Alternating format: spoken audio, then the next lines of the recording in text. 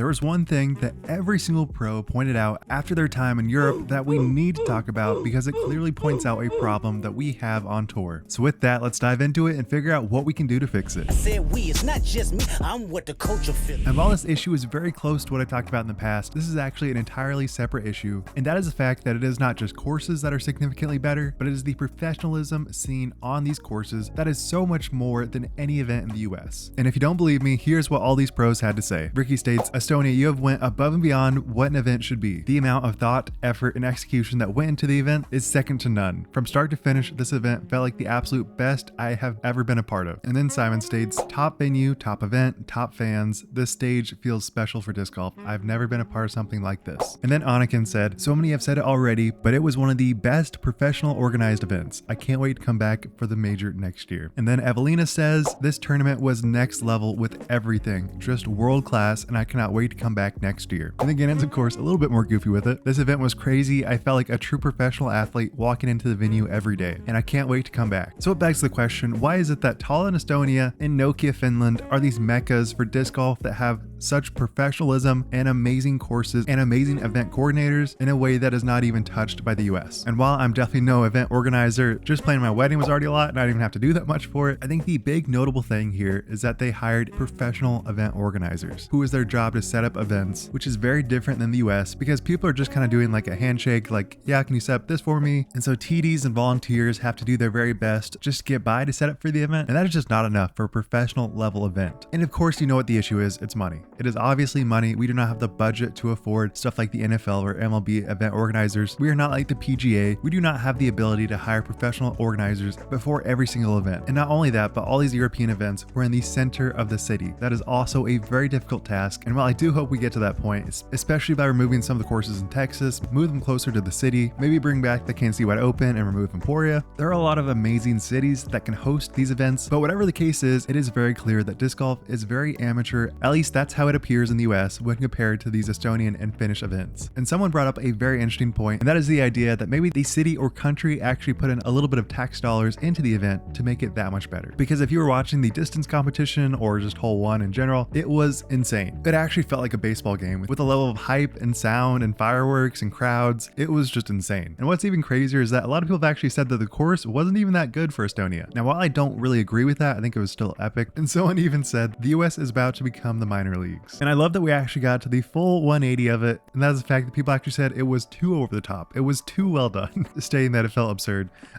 I want that. I want that absurdist feel, because I just want to reiterate, when I went to Champions Cup and filmed, there was 5 spectators. Of course, this was after a weather delay, but seriously, we are at the point where a lot of these events, while they seem big on stream and on highlights and recaps on Jomez, if you're actually there filming, it is very much not the case. There are so many gaps where you would expect a lot of people there, and it's just not. But when you do go to big events like Des Moines Challenge or Worlds, where people are actively flocking to that event, it is insane. It is actually like a super crazy sporting event. And so this begs the question, what can the Disc Golf Pro Tour actually do about this? I would say the biggest thing that they need to do is give bigger incentives to the tournament director and their volunteers. We have obviously seen this done very, very well by Nate Heinold, who has made it an entire spectacle to become a volunteer, make it actually like a pay-to-play thing, which is still a little bit weird, but that is done because there was so much demand to volunteer for these events and make them as good as they could possibly be. And then you get to other events and you can see the stark contrast of when that is not done, feels so much more rushed, so much more last minute. And I just want to reiterate, the people that are setting up all the work and effort on these courses is not the Disc Golf Pro Tour. It is the tournament directors and the volunteers that set up them. The Disc Golf Pro Tour team definitely has some part to play in that, but for the most part, at least in my interpretation, it is just high level stuff like ensuring OB lines, making sure cameras are set up, making sure the connections on every individual hole. But at least the way that I see it, the only big things that are being done is a really nice T-pad on hole 1 and a very loud announcer going over the top on names. Besides that gimmick, I feel like the majority of US events just do not have anywhere near the same luster and appeal as these European events, and especially the Estonia event. And I know people say it all the time, players love to complain, but the fact that they are not complaining and they're all saying the very same thing about the European Disc Golf Festival being the best event they have ever been a part of makes it very clear that we need to focus on moving our trends to this level of professionalism and doing away with the idea that disc golf is some mediocre, half thought out event and is truly a place that spectators should flock to rather than just watch on live. And to go along with that, I think there is one last point that I really want to mention, and that is the idea that spectators can watch the entire course. There are so many events that I've been to where I'm like, this is actually awful to be a spectator that doesn't have like a VIP pass pass because you literally can't even see like 12, 13, or maybe even 14 of the holes. You get this tiny little zone where you're able to watch a couple of the holes and they look really cool, but everywhere else in the entire course is basically impossible to watch. And while this is great for allowing woods golf on tour, which I do want that a lot, I love that these European courses had basically spectators able to watch the entire course from start to finish. Allowing spectators to watch the entire event as it goes makes it so much more engaging to watch, and you're not just there waiting. The structure of general admission needs to be optimized to at least watch a couple more holes, because it really begs the question, why would I even come to these events if I can't even watch the holes? And I feel like every one of these European courses has done it so well. I think the only thing that VIP got you was behind the cards, but for everybody else, they could just watch on sidelines and actually see every shot, which I think is super important, because we are a sport that wants to be taken seriously and wants to be able to be viewed by everybody, not just a few people that bought VIP passes. But again, I want to reiterate that I've seen so many hard workers at these events. I've communicated a decent amount with all the Disc Golf Pro Tour team. They are a great team. They run it much better than you might guess. But with that said, I think there needs to be a very intentional trend to move towards this level of professionalism that makes everybody, including the players, hyped about being at your event. Besides like Worlds, D-Glow, Maple Hill, and Des Moines Challenge,